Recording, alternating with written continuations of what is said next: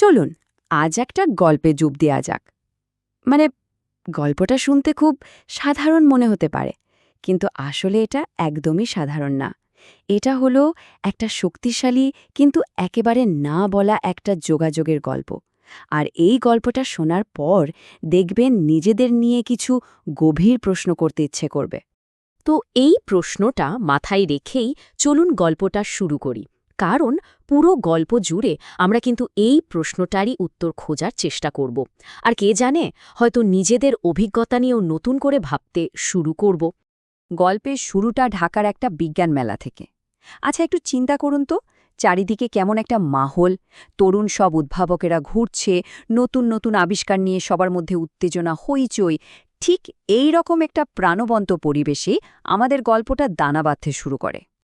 আর এখানেই আমাদের গল্পের প্রথম চরিত্র রনির সাথে দেখা হয়।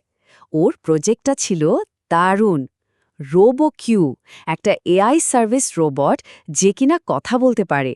কিন্তু মজার ব্যাপার কি জানেন, রনির বানানো এই যন্ত্রটা যদিও অনর্গল কথা বলে, আমাদের পুরো গল্পটাই কিন্তু আসলে নীরবতাকে ঘিরে। আর রনির এই রোবটটা কিন্তু যেমন তেমন রোবট ছিল না, একদম নিখুঁতভাবে কথা বলছিল, হাত নেড়ে সবার মন জয় করে নিচ্ছিল, এমনকি স্যালিউটও দিচ্ছিল।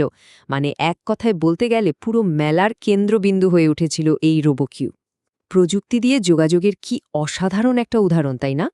আচ্ছা, এবার মেলার আরেকটা স্টলের দিকে তাকাই। সেখানে ছিল প্রিয়া তার স্মার্ট ডাস্টবিন প্রজেক্টটা নিয়ে। রনির মতোই সেও বিজ্ঞানীর এই বিশাল জগতে নিজের একটা ছাপ রাখতে এসেছে। আর এখান থেকেই গল্পে আমাদের দ্বিতীয় চরিত্রের আগমন। এত ভিড়, এত কোলাহলের মাঝে হঠাৎ করে রনির চোখটা আটকে গেল প্রিয়ার দিকে। আর এটাই ছিল সেই প্রথম মুহূর্তটা, গল্পের মোড় ঘুরিয়ে দেওয়ার মতো সেই প্রথম ঝলক, যেটা একটা নীরব যোগাযোগের জন্ম দিয়েছিল। কিন্তু ব্যাপারটা একতরফা ছিল না। প্রিয়াও তাকিয়েছিল রনির দিকে। আর ঠিক সেই মুহূর্তে যখন দুজনের চোখাচোখি হলো, মনে হলো যেন একটা অদৃশ্য সার্কিট, একটা অদৃশ্য সার্কিট তৈরি হয়ে গেল তাদের মধ্যে।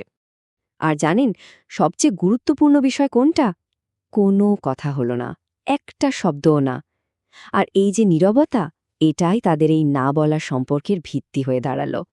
তো এরপর থেকে মেলা জুড়ে তাদের মধ্যে যে কথা চলতে থাকলো তা ছিল পুরোপুরি শব্দহীন। কিভাবে এগুলো তাদের এই অদ্ভুত নীরব কথোপকথন, চলুন দেখি।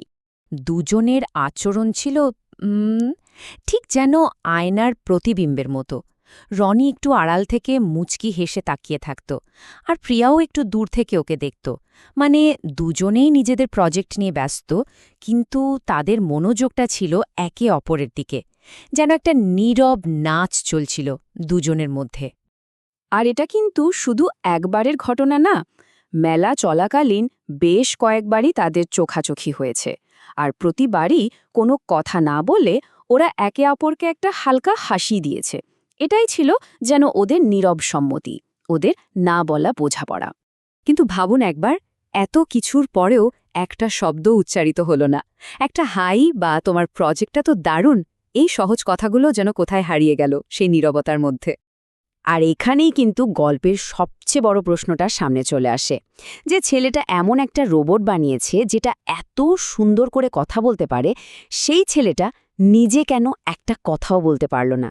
ভাবা যায়, প্রযুক্তির একজন কারিগর হয়েও মানুষের সাথে যোগাযোগের বেলায় তার এই নীরবতা, এটা কিন্তু আমাদের অনেক কিছু নিয়ে ভাবতে বাধ্য করে।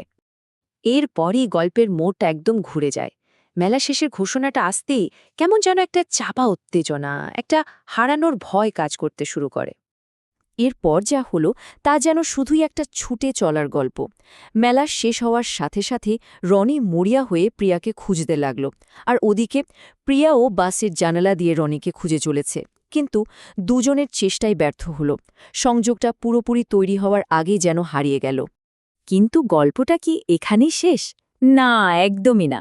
বরং দুজনের মনেই থেকে গেল সেই না বলা কথাগুলো আর একরাশ প্রশ্ন।